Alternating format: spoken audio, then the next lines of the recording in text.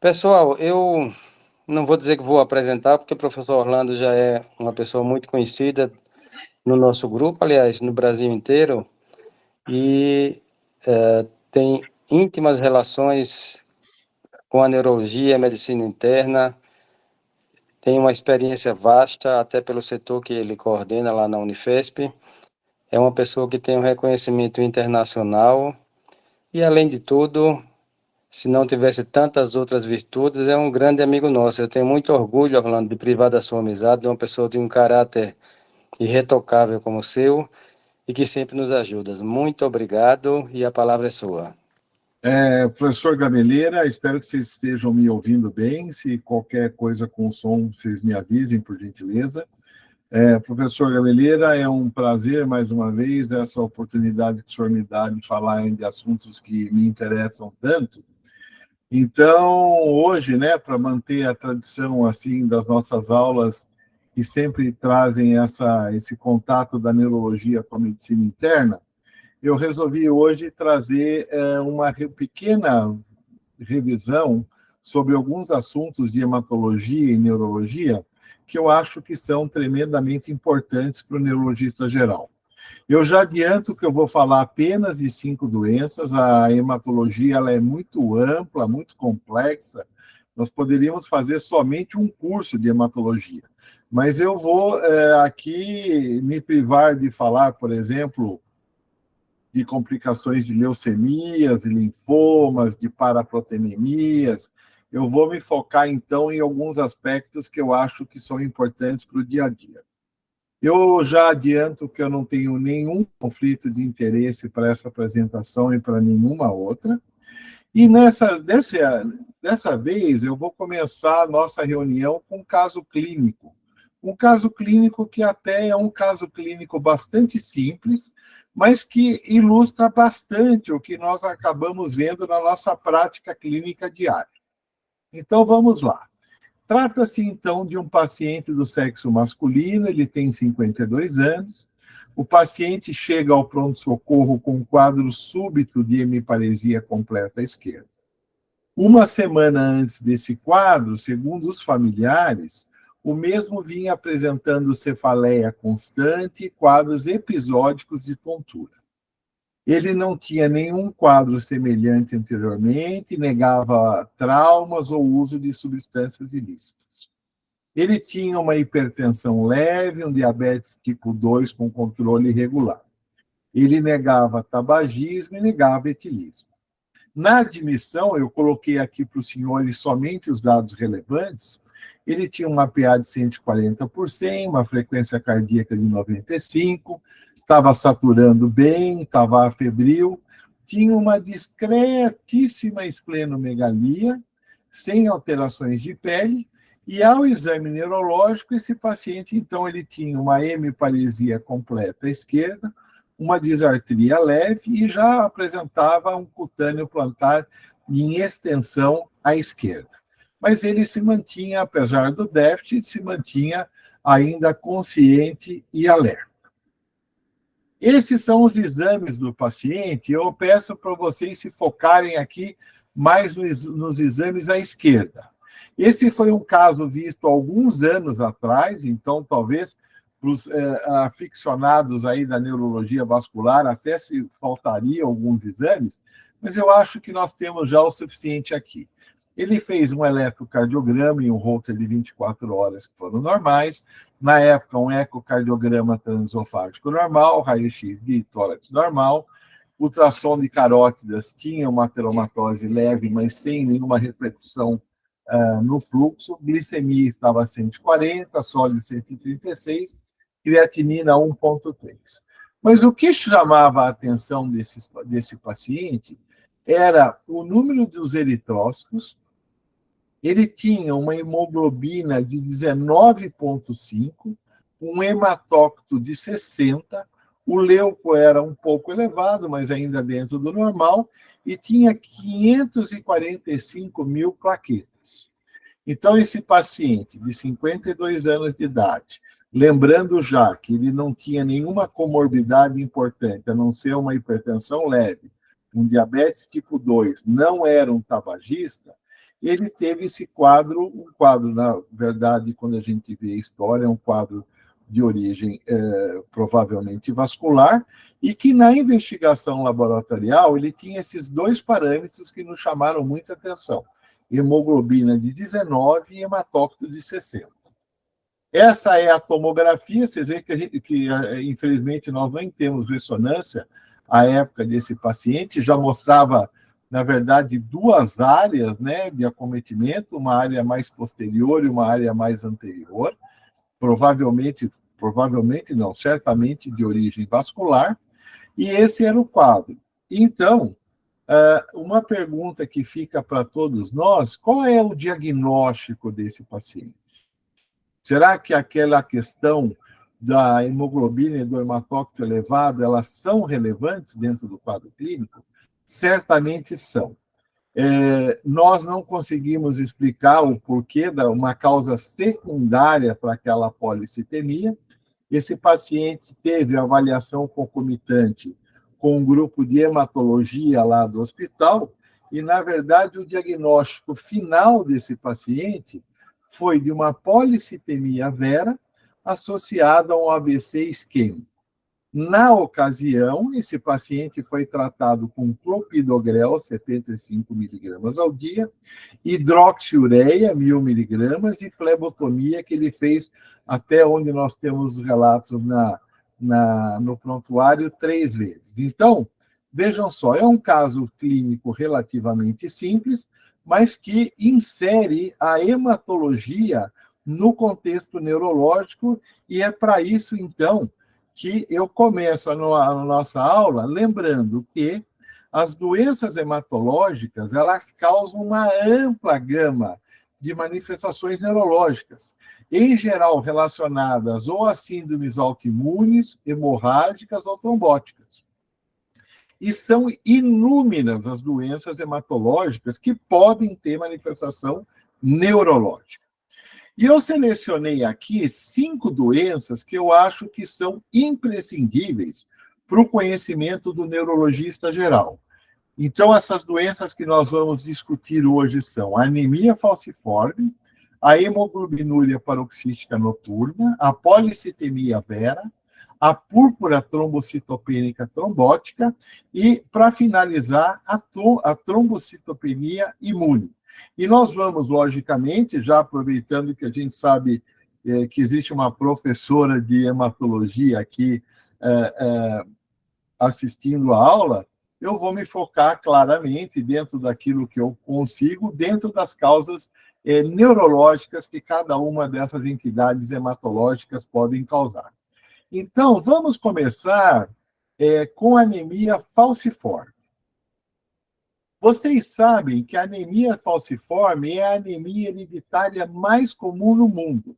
E se supõe que nós temos, provavelmente, 300 mil nascimentos ano, isso contando no mundo inteiro, de crianças, de bebês com essa doença. Um ponto importante aqui para o neurologista geral é lembrar que a anemia falciforme, ela é uma hemoglobinopatia autossômica recessiva que leva à disfunção da hemoglobina A. Pacientes que são portadores de anemia falciforme são, em geral, homozigotos para a hemoglobina S. E o que isso resulta? Resulta numa proporção aumentada de hemoglobina S e uma malformação das células vermelhas, principalmente em condições de hipóxia. A anemia falciforme, quer dizer, a hemoglobina falciforme, desculpe, a hemoglobina S, ela é uma variante da hemoglobina normal do adulto, que é a hemoglobina A. E ela é causada por uma substituição de valina por guanina nesse gene chamado HBB, que é um gene localizado no cromossomo 11. Nós não temos ainda uma incidência, uma prevalência clara no Brasil da anemia falciforme. Mas nos Estados Unidos, se supõe que 1 em cada 365 afro-americanos tem anemia falciforme. E, globalmente, nós temos por volta de 20 a 25 milhões de pessoas afetadas por essa doença no mundo, o que faz com que o médico, seja ele neurologista ou clínico geral, que tenha que ter uma noção, pelo menos razoável, dessa doença. Quando a gente fala em manifestações neurológicas, as manifestações neurológicas da anemia falciforme, elas são muito amplas. Nós podemos ter acidente vascular cerebral, crises convulsivas, cefaleia, comprometimento cognitivo, como eu vou mostrar aí na sequência para os senhores. Lembrar que pacientes com anemia falciforme têm uma chance de epilepsia 2 a 3 vezes maior do que a população geral. Isso provavelmente se deve às alterações vasculares que esses pacientes apresentam.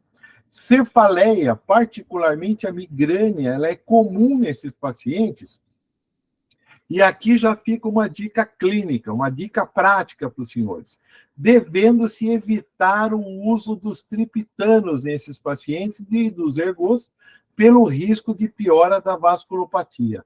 Então, fica uma dica aqui: pacientes com anemia falciforme e que são portadores de migrânia, sempre que possível, evitar o uso de triptanos nesses pacientes. Isso é uma coisa prática que eu acho tremendamente importante e é uma dica que eu acho relevante para todos nós. Vamos lá, então. Olha que esse slide, eu acho ele tremendamente importante. 30% das crianças podem ter o que a gente chama de infartos silenciosos.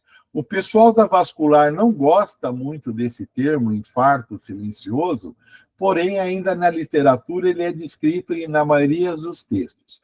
E o que esses infartos silenciosos podem levar, acarretar nessas crianças? Um risco de declínio cognitivo progressivo. Nós temos 2 estudos importantes. Temos um estudo chamado STOP, um outro estudo chamado STOP-2, e esses 2 estudos tremendamente importantes, eles mostram que o Doppler transcraniano identifica crianças em risco de infartos e que se beneficiariam de transfusão sanguínea. Daí a gente já levanta a importância do Doppler transcraniano nessas crianças, levando, então, a uma estratificação do risco que essas crianças podem ter quando portadoras dessa doença. Tem um outro estudo importante, chamado estudo TWITCH, que mostrou que o uso de altas doses de hidroxiureia, por vezes, pode substituir as transfusões de sangue nesses grupos de pacientes de risco. Então, fiquem aí atentos com esses 3 estudos, STOP, STOP-2, o estudo TWITCH, que eles realmente nos guiam um pouco em relação aos cuidados que nós temos que ter com esses pacientes.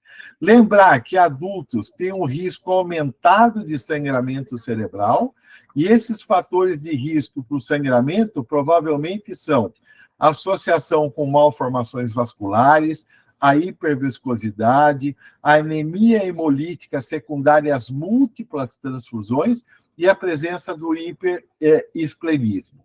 E também nos adultos nós temos um risco maior de formações aneurismáticas e de síndrome de moia-moia.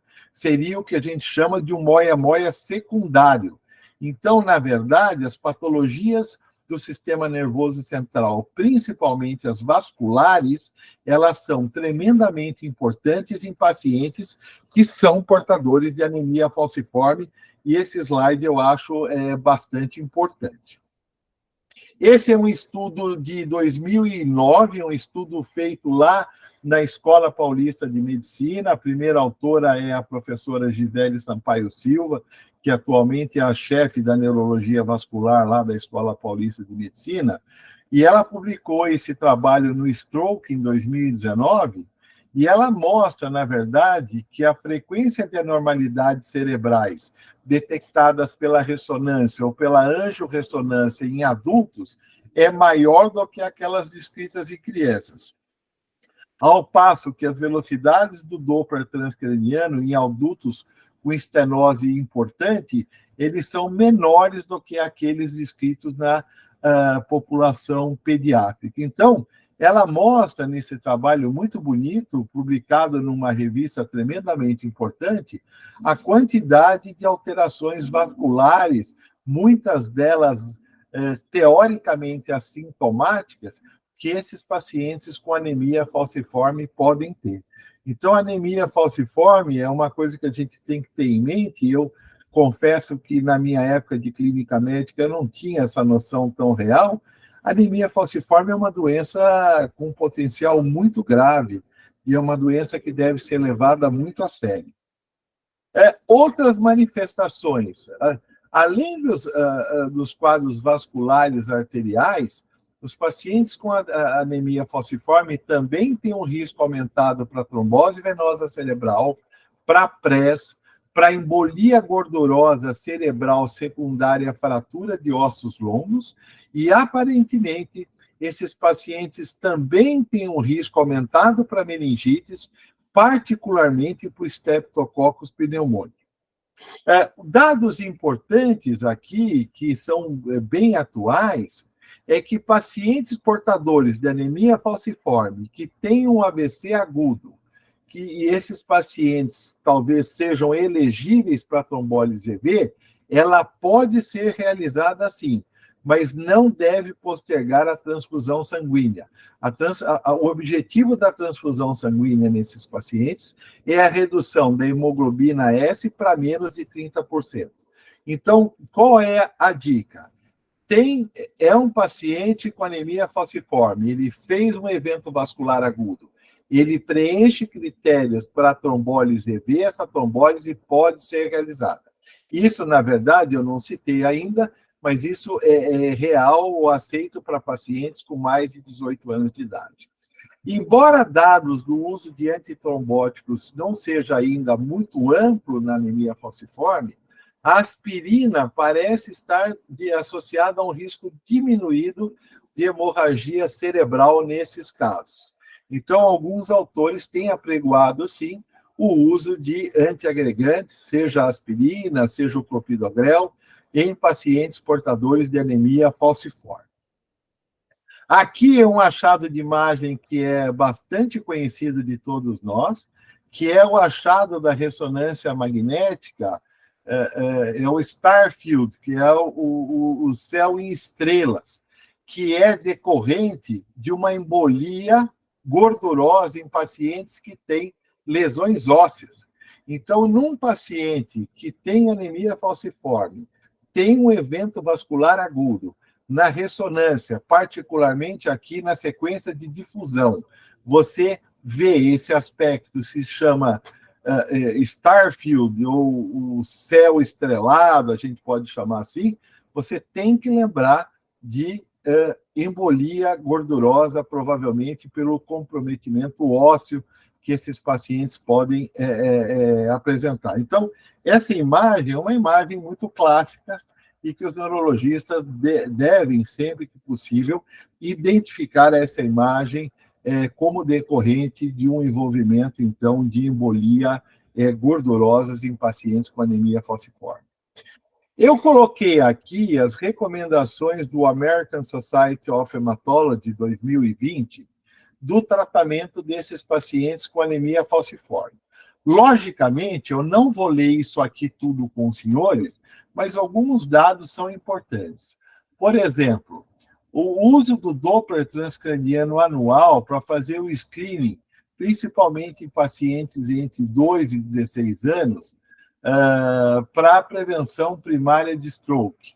Para crianças aqui que têm velocidades do Doppler anormal, a realização de transfusões regulares para manter essa hemoglobina S abaixo de 30%, ela é bastante importante.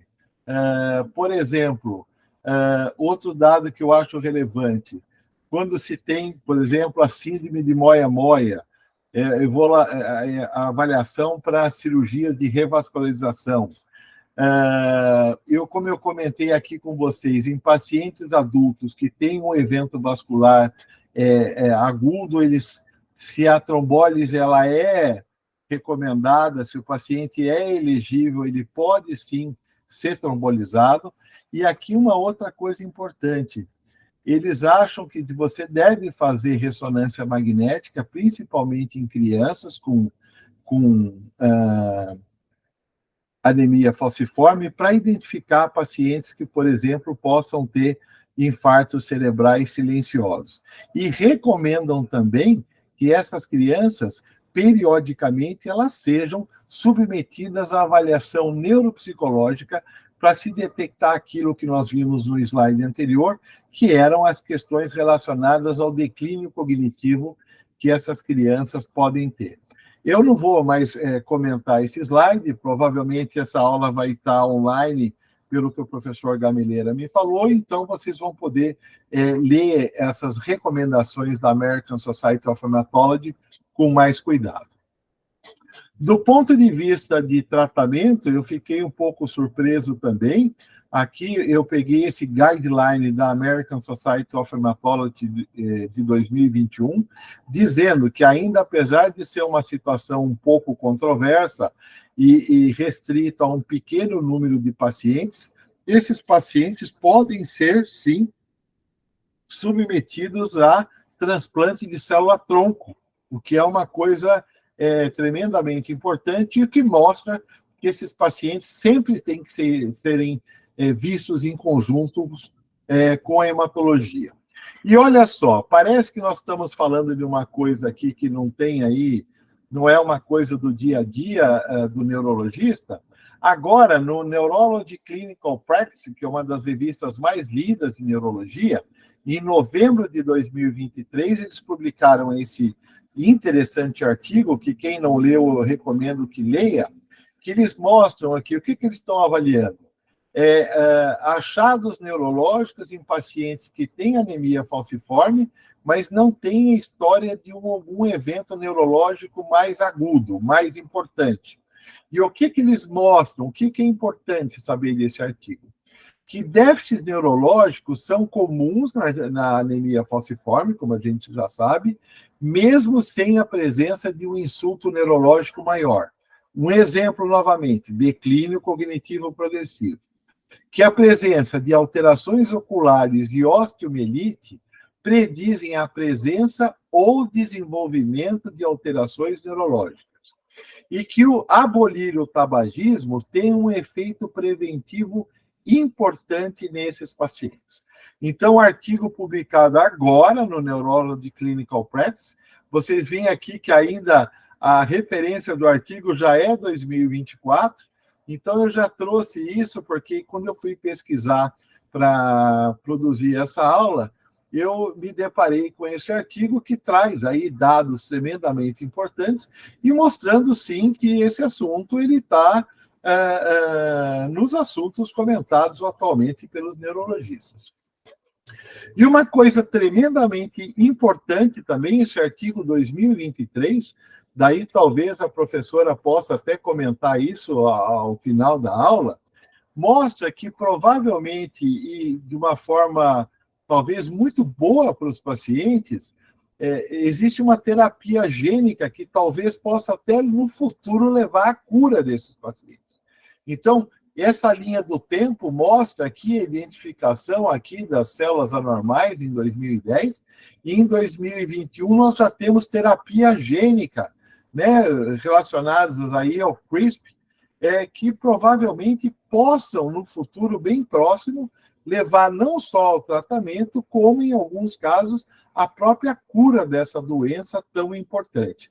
Então, isso é um dado também muito novo, artigo de 2023.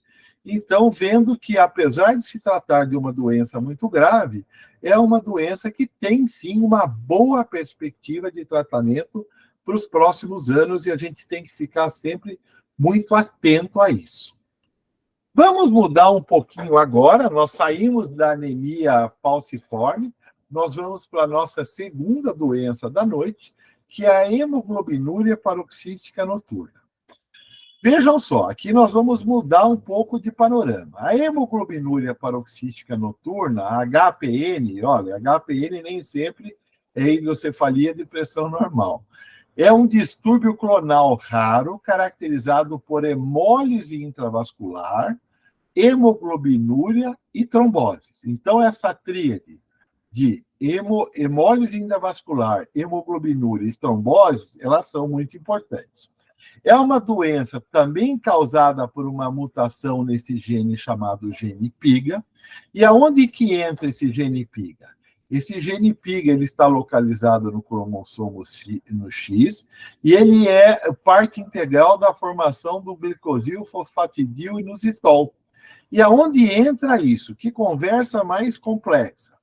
Mutações nesse gene PIGA resultam na perda de proteínas ancoradas no glicosil fosfatidil inositol, como, por exemplo, essa proteína chamada CD59, que é uma proteína reguladora do complemento. E aí, o que acontece? Como você tem uma perda dessa regulação, as células ficam suscetíveis à ativação do complemento. Complemento, lembram? Complemento atividade inflamatória. Então, esses pacientes, a qualquer estresse externo, eles têm uma ativação do complemento, e essa ativação do complemento leva a uma hemólise intravascular contínua, resultando, então, nos quadros clínicos desses pacientes. Então, vamos aqui para a esquerda. Quais são as manifestações clínicas da hemoglobinúria paroxística noturna? Principalmente em tromboembolismo, incluindo trombose venosa cerebral. Tromboses arteriais podem ocorrer, mas são mais raras. E a TVC, a trombose venosa cerebral, é a principal manifestação neurológica. Quando é que eu penso e como é que eu trato essa situação? Vejam só, pacientes que têm trombose venosa cerebral ou AVC, com achados, olha, aqui são as dicas clínicas, achados concomitantes de anemia hemolítica, por exemplo, hemoglobinúria, elevação do DHL, elevação dos reticulócitos, trombocitopenia, ou falência medular, ou seja, ou o paciente tem anemia hemolítica ou falência medular, você tem que lembrar de hemoglobinúria paroxística noturna. Por quê?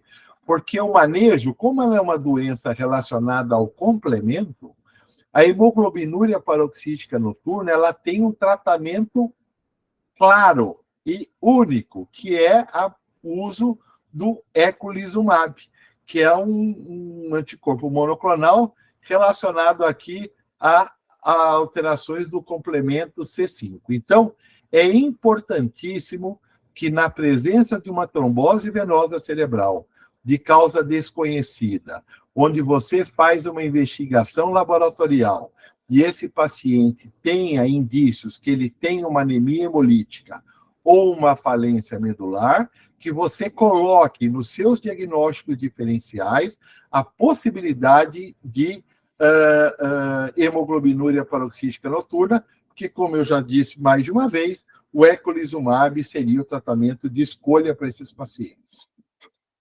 Esse é o maior estudo que eu achei de trombose venosa cerebral em pacientes com hemoglobinúria paroxística noturna. Vocês vejam que é um grupo francês, eles têm 15 casos, e eles chamam a atenção que é uma manifestação rara, os pacientes não têm características clínicas neurológicas específicas, mas eles chamam a atenção para 2 pontos que eu acho relevantes.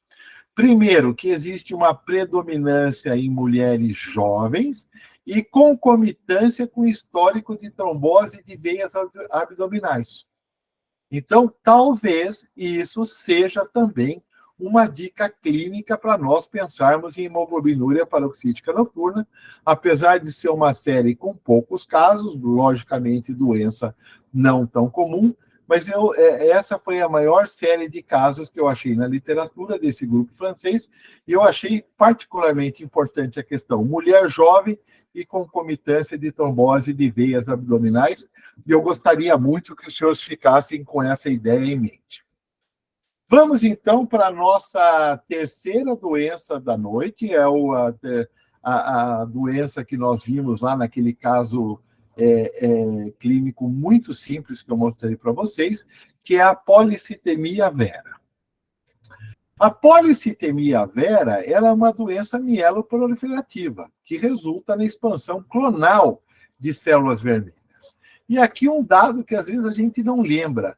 Quando é que a gente fala em hemoglobinúria em policitemia vera? Quando a hemoglobina é acima de 16 e o hematócrito acima de 49. Do ponto de vista neurológico, quais são as manifestações mais comuns da policitemia vera? Tromboembolismo arterial e venoso. E quais são os fatores que levam a esses quadros vasculares? Logicamente, a hiperviscosidade e a deformidade das hemácias. E parece que, além da hiperviscosidade e da deformidade das hemácias, existe um risco aumentado em pacientes que têm dislipidemia e hipertensão arterial.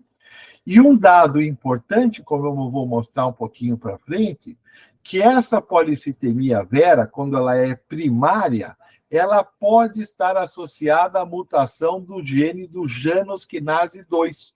Isso é importante e eu vou mostrar na sequência para vocês. E lembrar também que muitos pacientes com policitemia vera, eles podem ter uma conversão para outras doenças, como a mielofibrose e leucemias. Então, mais uma vez, é uma doença potencialmente grave, uma doença que deve ter o acompanhamento sempre concomitante de um bom hematologista. Aspecto histórico, eu achei tão interessante isso, eu acho que a gente dá tão pouco valor à história da neurologia, e eu sei que um dos grupos que eu participo aqui, que muitos colegas que estão aqui também participam, e dão a maior importância para aspectos históricos da neurologia, nós estamos hoje, no final de 2023, discutindo policitemia vera, e eu achei esse artigo do Arquivos de Neuropsiquiatria, de 1955, escrito pelos professores Roberto Milaranho e José Antônio Levi, que há 68 anos atrás já estavam discutindo o que nós estamos discutindo hoje. E aí eles mostram aqui, nessa análise, oito casos de policitemia vera com manifestações neurológicas, que foram vistos na Faculdade de Medicina da USP entre 1944 e 1955. Ou seja, eu puxando a sardinha aqui para a minha aula, é um assunto que nunca saiu da moda e nós continuamos na moda, e dois neurologistas tão importantes na história da neurologia brasileira já estavam preocupados com isso há quase 70 anos atrás. Prevenção de complicações e tratamento da policitemia vera. O que é importante? Veja, eu fiz um resumo para os senhores. O importante é manter sempre o hematócrito abaixo de 45.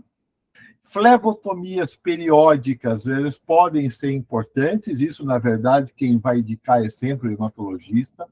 Pacientes de baixo risco, a aspirina parece que tem um benefício, e em pacientes com mais de 60 anos e de alto risco, a hidroxiureia é um tratamento indicado para esses pacientes. Mais uma vez, nós vamos sempre ter que dividir essas recomendações terapêuticas com os hematologistas.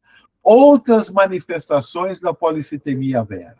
Neuropatia periférica ela é rara, mas quando ela aparece, o predomínio é sensitivo. Os pacientes podem ter coreia, tontura, alterações visuais, fraqueza muscular, ou seja, envolvimento muscular em pacientes com policitemia vera, é muito raro. Eu vou mostrar agora um caso para vocês, que foi publicado na Movement Disorders Clinical Practice, que mostra uma coreia, na verdade, num paciente com policitemia vera e que tinha a mutação do JAK2, como eu comentei com vocês. Vamos, então, assistir o vídeo com muita calma.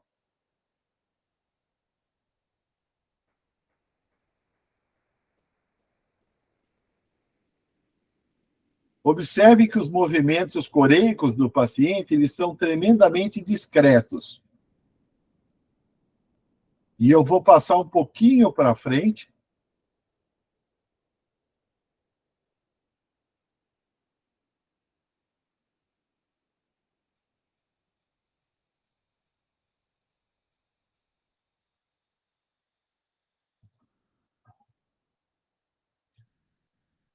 Agora, observem a face do paciente. Vocês vão ver movimentos anormais, principalmente envolvendo o segmento facial desse paciente.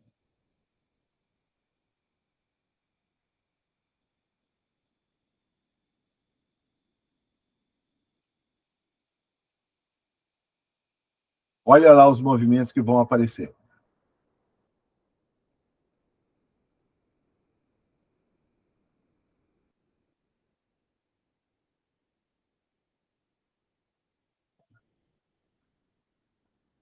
Espero que vocês estejam conseguindo ver esses movimentos anormais que ele tem na face, e nos membros os movimentos eram muito mais discretos. Ok, então, isso é para lembrar aos senhores que a policitemia vera ela pode ter um componente genético, em geral, associado à mutação desse gene chamado JAK2, e é uma causa não incomum de coreia tardia. Então, coreias, todos os pacientes que tenham policitemia ou alguma doença mieloproliferativa que tenham mutação no JAK2, eles podem desenvolver movimentos anormais, particularmente Coreia. Aqui é uma lista, isso é uma publicação também de 2021 da Movement Disorders, e que mostra a quantidade de movimentos anormais, de distúrbios de movimento associados a doenças hematológicas. Logicamente, nós vamos nos fiar aqui à policitemia. E a policitemia, ela tem a policitemia vera, e ela tem essa doença aqui, olha, gente, chamada hipermagnesemia com distonia. Será que isso existe? Isso existe.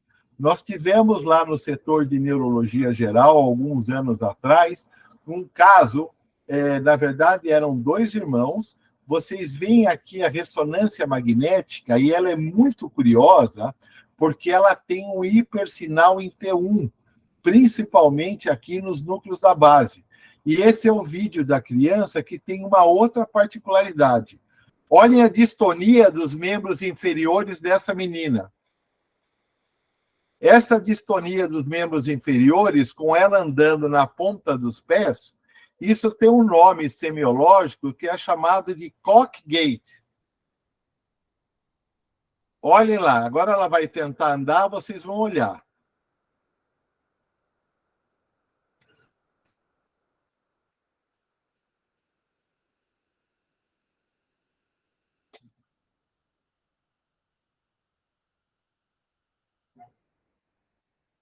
Olhem agora o final do vídeo, que vocês vão ver ela andando bem na ponta dos pés.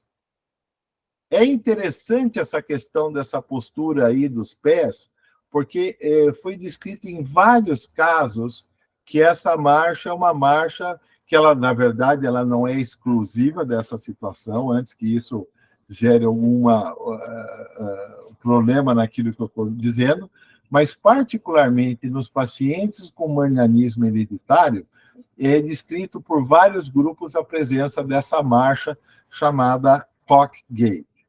E, na verdade, foi uma coisa muito legal para o nosso setor, que essa é a doença, essa é a chamada síndrome de cirrose hepática, distonia, policitemia e hipermagnesemia.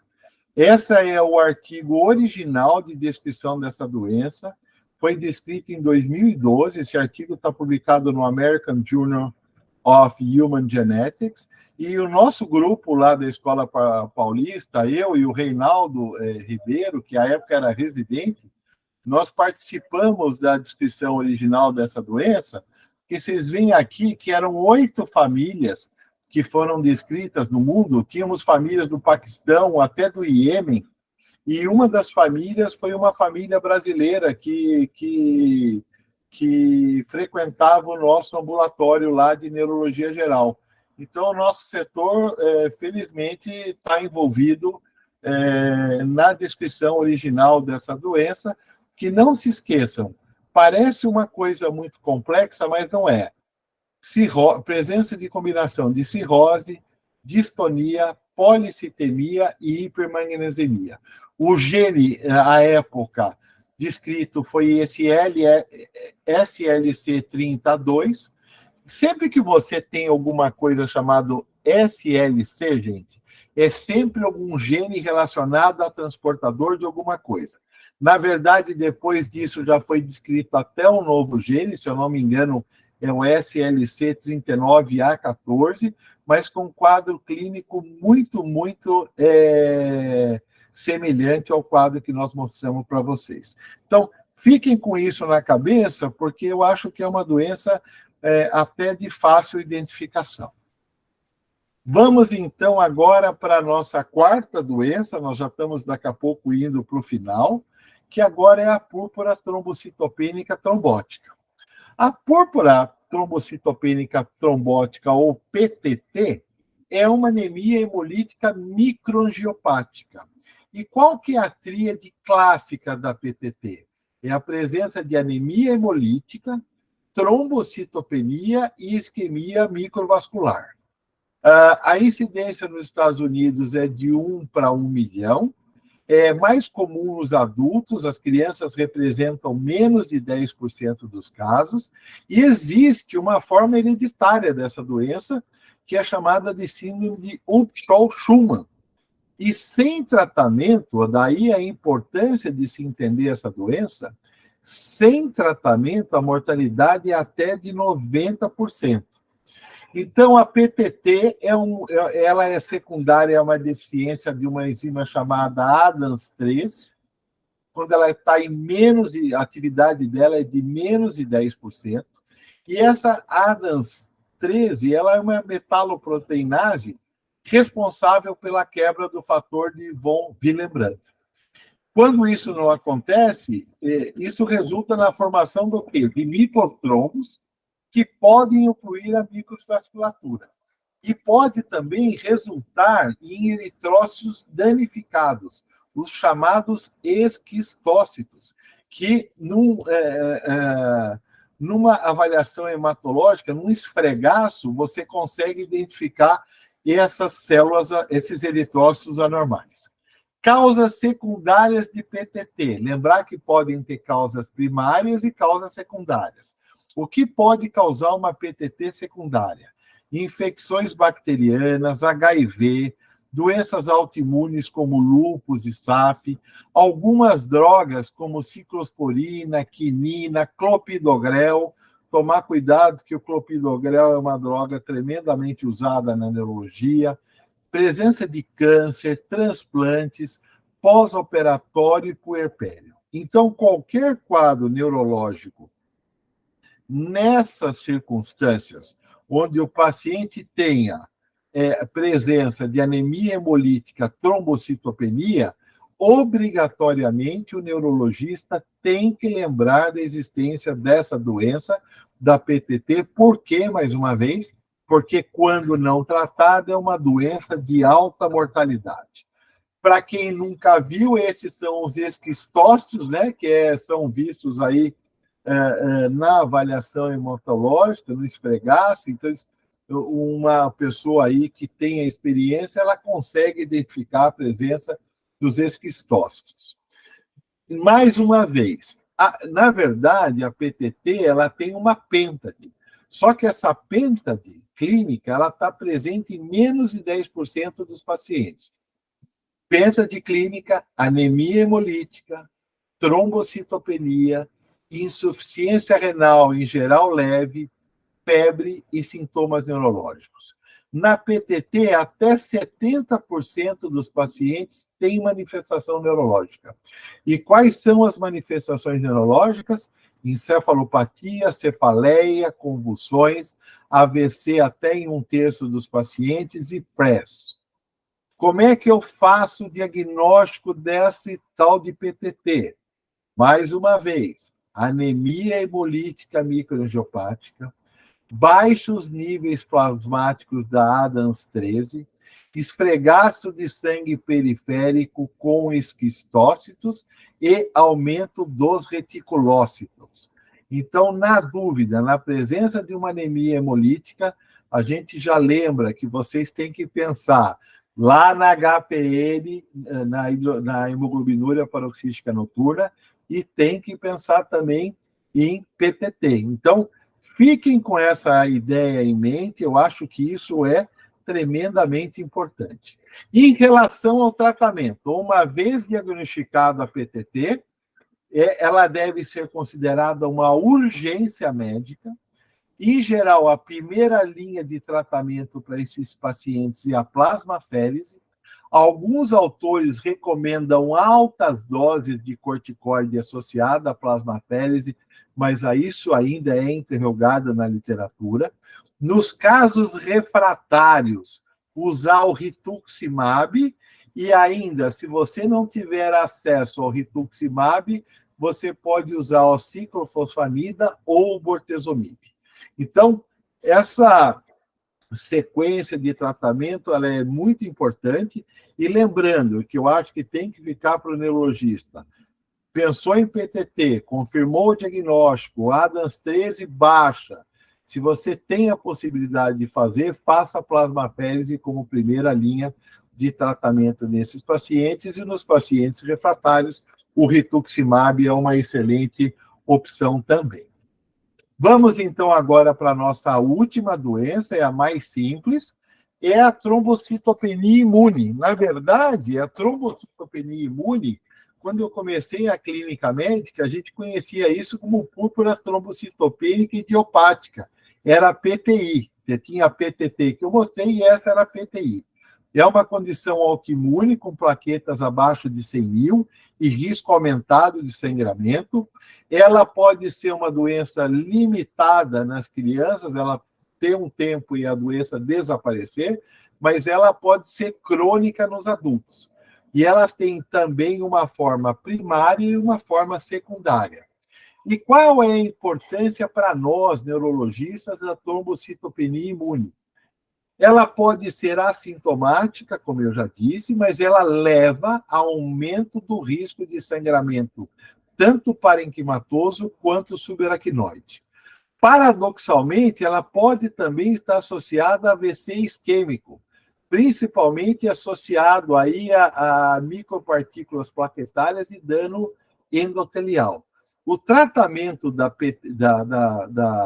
trombocitopenia imune, ela se dá com corticoterapia e terapia imunomoduladora. Lembra que eu falei que tem causas secundárias? Quais são as causas secundárias?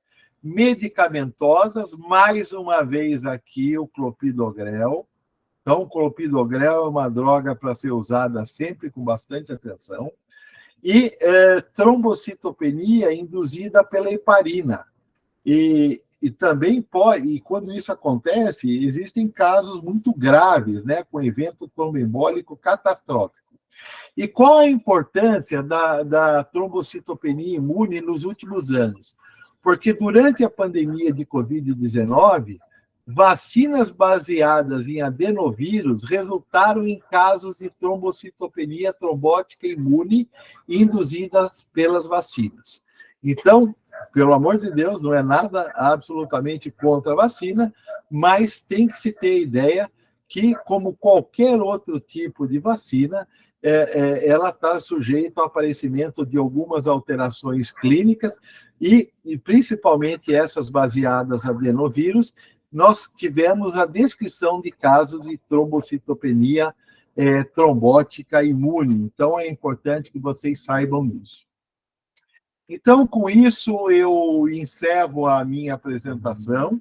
Eu espero que a aula não tenha sido muito cansativa, por isso que eu disse que eu ia me restringir a apenas 5 doenças, e mostrando aí para vocês aspectos neurológicos que eu reforço, isso deve ser de conhecimento do neurologista geral, dos clínicos, dos residentes em neurologia, e eu espero, honestamente, ter contribuído para a lembrança de alguns conceitos que eu tenho a certeza que a maioria dos senhores já sabia.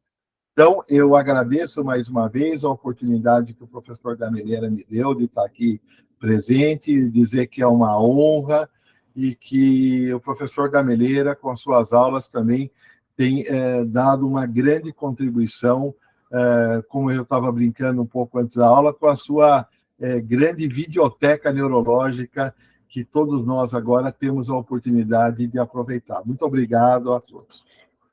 Obrigado, Orlando, por essa aula tão elucidativa, tão clara, de um assunto complexo, mas ao mesmo tempo muito frequente na nossa prática. É um prazer ter você fechando as nossas atividades do Grupo de Estudo do Cérebro, professor Gilberto Macedo, em 2023. Em 2024 teremos outras atividades e você certamente contribuirá. Antes de franquear a palavra às pessoas, eu queria dizer ao Daniel que ele deseja fazer parte do grupo. Eu não sei, Daniel, como é que pega o seu contato, mas a Mariana e o Neto poderiam fazer isso, porque a gente precisa dos seus dados para poder incluir no grupo. Mariana e Neto, vocês estão encarregados disso, de tentar pegar os dados do Daniel ou de qualquer outra pessoa que deseje fazer parte do grupo. Então, eu gostaria de franquear a palavra às pessoas que queiram fazer perguntas ou comentários a respeito da aula. Todos gostamos muito. Alguém que tiver interesse pode se manifestar.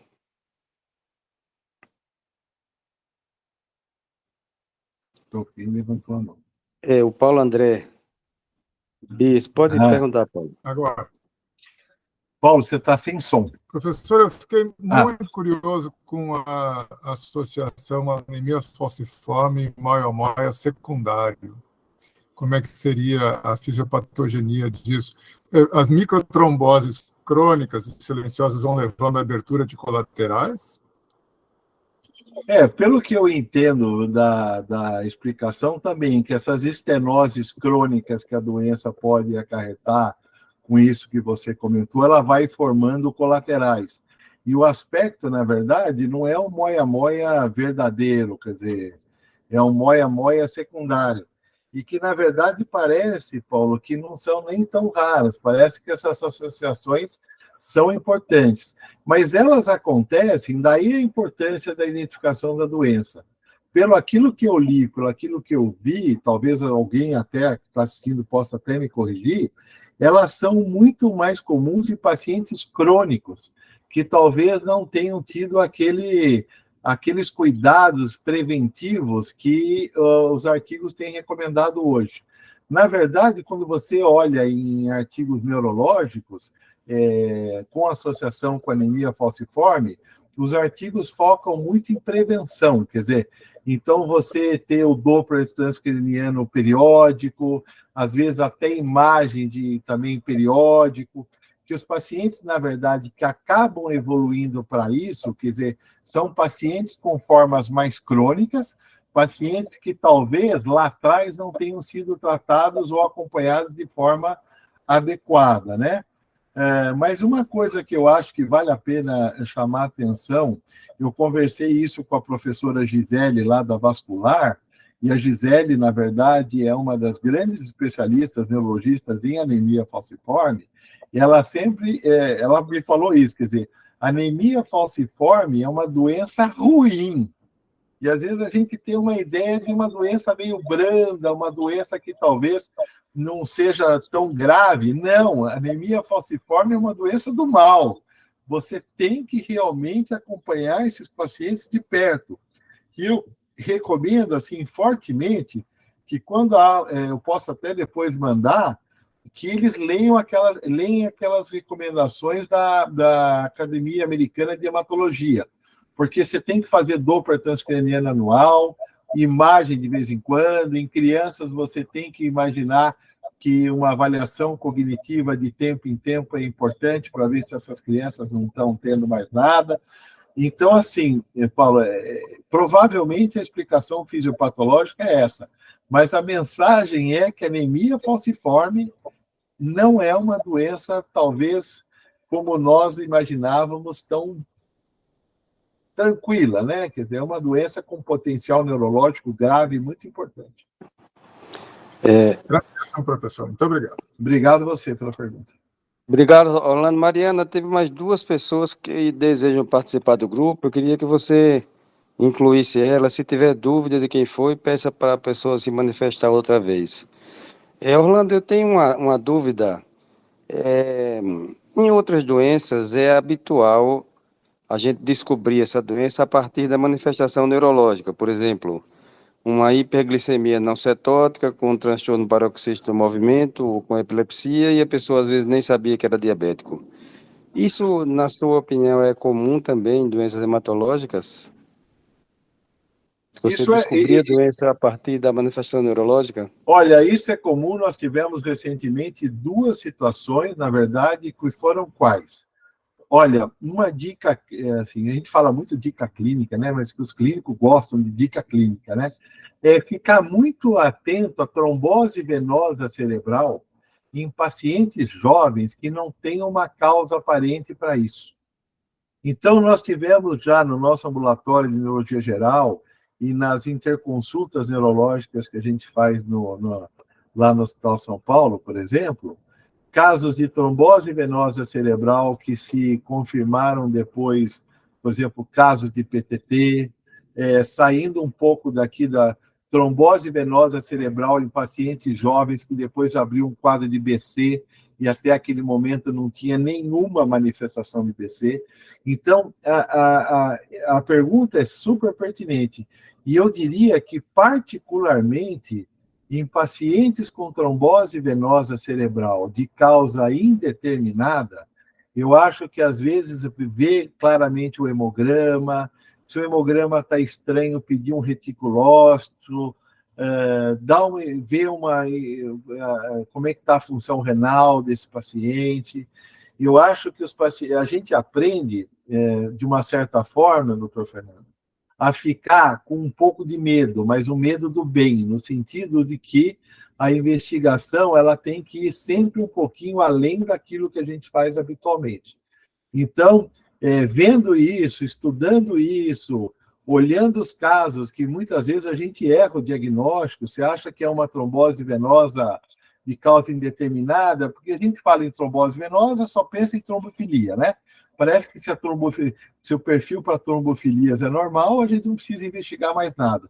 Quando, na verdade, existe uma série de doenças que podem estar por trás disso, e muitas delas doenças hematológicas, que realmente elas podem abrir o quadro neurológico. Em prese, isso também é muito comum. Quer dizer, várias drogas que a gente usa em hematologia são drogas causadoras de prese, então eu acho absolutamente importante essa intersecção de medicina interna e neurologia, sabe? Parece que a gente é meio old-fashioned nisso, mas eu acho bastante importante. Eu acho que é pouco valorizado e deveria ser mais, principalmente para os neurologistas de informação.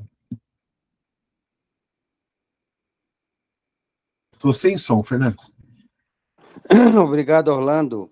Algum outro colega ou colega quer fazer mais algum comentário, alguma pergunta? Bem, eu tenho, Orlando, mais um questionamento. Aquele caso interessantíssimo que você mostrou da Neurology Clinical Practice, e você alertou para que uma coreia de causa não identificada seria importante incluir no diagnóstico diferencial a polissemia vera.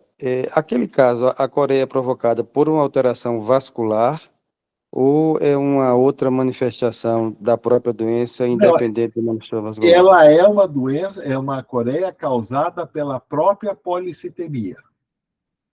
E essa policitemia tardia idiopática, ela é secundária a uma mutação gênica, que é essa mutação desse gene chamado JAK2. O que vale daquele caso? Por exemplo, alguns pacientes com doenças hematológicas, às vezes, o paciente com mutação do JAK2, ele pode não ter policitemia, ele pode ter trombocitose, ele pode ter uma mielodisplasia. Então, esses pacientes podem ter isso. Então, pacientes que têm esses quadros coreicos associados a essas doenças, você tem que lembrar que, em geral, a mutação do JAK2 ela é uma mutação que predispõe o aparecimento dessas coreias cardíacas. Pegando mais uma dica também na questão genética, eu queria chamar muita atenção para aquela doença, né? Aquela doença, na verdade, é aquela hipermanganesemia hereditária, que é uma doença hereditária, que ela cursa com policitemia, ela cursa com cirrose, quadro distônico, e elas têm também aquela alteração de sinal em T1, né, nos núcleos da base, por depósito de manganês. Nós tivemos a oportunidade de ver 2 casos, que são aqueles casos que entraram na descrição original da doença, e alguns anos depois apareceu aquela moça do vídeo, com aquela marcha, que é aquela marcha do Cock Gate, né? E essa moça também, ela tinha um irmão que tinha tido a mesma coisa, ela tinha enzimas hepáticas muito alteradas, tinha aquela alteração de imagem e tinha policitemia. E aquela moça também, ela tinha uma mutação relacionada àquele gene, que é um gene transportador do manganês. Alguns neurologistas chamam essa doença, eu acho até assim, não correto fazer isso, que aquilo é como se fosse o Wilson do manganês, entendeu? Quer dizer, parece às vezes doença de Wilson, mas com manganês não tem nada a ver com cobre. Mas é uma doença que uma vez visto, você nunca mais esquece. Orlando, tem tratamento? Tem alguns carreadores de manganês, e você sabe que você pode tratar também com ferro, né? Com ferro em doses altas. Os pacientes também têm baixa do... Tem alguns quelantes de manganês, mas altas doses de ferro também são quelantes de manganês. Se você não tiver um quelante específico, você pode usar isso também. Logicamente, né, Fernando, quando você vê um caso desse, a hematologia entra no caso, os especialistas têm que dividir, na verdade, dividir aí, não as responsabilidades, mas dividir o conhecimento com alguns colegas que, às vezes, têm até mais experiência que a gente para usar esse tipo de droga, né? Obrigado, Orlando. Algum outro colega deseja fazer algum comentário? Tem um comentário aqui da doutora Lisiane, que é aquela questão que eu comentei, que em pacientes que têm a anemia falciforme, eles devem evitar o uso de triptanos e ergot pelo risco de alterações vasculares, né? E aí, para o uso profilático, qual dos medicamentos indicados? Dizendo assim, de 100%, eu não sei te responder. Eu acho que não existe contraindicação para o uso de nenhum profilático que eu fico imaginando, pelo menos dos profiláticos mais comuns nesses pacientes. A única recomendação que eu vi no contínuo da Academia Americana de Neurologia realmente era evitar o uso em fase aguda, né, de triptanos e ergos nesses pacientes com anemia falciforme, pelo risco aí de alguma complicação vascular. Mas é uma pergunta, assim, como profilática, eu não me lembro de algum tipo de restrição, mas talvez eu tenha até que estudar um pouco melhor para ver isso. Ainda em relação à anemia falciforme, eu acho interessante porque realmente é uma doença muito grave e o biotipo das pessoas que eu já vi com anemia falciforme eram ou pessoas negras ou pessoas de pele mais escura, sem ser negras. Você tem visto, Orlando, em pessoas com biotipos diferentes? Eu não gosto de usar a palavra caucasiano porque caucasiano, pelo menos aqui em Alagoas, só se for um turista. Então, você já se surpreendeu alguma vez com a aparência física de uma pessoa com anemia falciforme? Olha, Fernando, eu não tenho um número tão grande de pacientes para poder afirmar que qualquer coisa nesse sentido, né? Logicamente, você fica mais atento em pacientes que sejam afrodescendentes, né? Mas seguramente você vai ver na literatura, não deve ser exclusivo. Quer dizer, eu acho que a gente deve evitar essas generalizações, apesar da literatura mostrar que talvez seja mais prevalente. Mas eu não, talvez um hematologista possa te responder essa pergunta muito melhor do que eu. Bem, pessoal, eu gostaria uma vez mais de agradecer ao Orlando. Como eu coloquei na chamada para a aula, ele fechou com chave de ouro as atividades do nosso grupo em 2023. A partir de fevereiro de 2024, nós retomaremos as nossas atividades. Uma vez mais, eu quero dizer que as pessoas que manifestarem interesse em participar do grupo, coloquem mais uma vez esse interesse para que a Mariana possa acrescentá-las ao grupo, e desejar a todos um excelente Natal, um excelente 2024, que seja um ano mais pacífico, mais sem covardia, um ano em que as pessoas tenham mais saúde, mais prosperidade, mais tranquilidade. Orlando, só tenho palavras de agradecimento, e a todos vocês eu queria desejar esses sinceros votos. Muito obrigado a todos, e Orlando, se quiser alguma consideração adicional, fique à vontade. Não, eu só, para finalizar, faço minhas suas palavras, desejo um ótimo final de ano a todos os colegas, amigos, e que a gente tenha um 2024 melhor do que 2023 para todo mundo, para todos os povos e para todo mundo que deseja a paz em todos os lugares. Viva a paz, viva a justiça, Orlando. E tá bom. Boa noite a todos. Boa Muito noite, obrigado. boa noite, boa noite. Boa noite, só Boa noite. estando da atenção de todos vocês. Eu tentei adicionar a maioria das pessoas que pediam para entrar no grupo, mas alguns não foram possíveis, acredito, por uma configuração do WhatsApp. Mas eu compartilhei o link para entrar no grupo, do grupo do cérebro, né, pelo WhatsApp, então basta clicar que já vai ser remanejado automaticamente, tá bom? Serão todos muito bem-vindos. Boa noite, Mariano. Boa noite a todos. Boa noite. Feliz 2024, Feliz Natal a todos.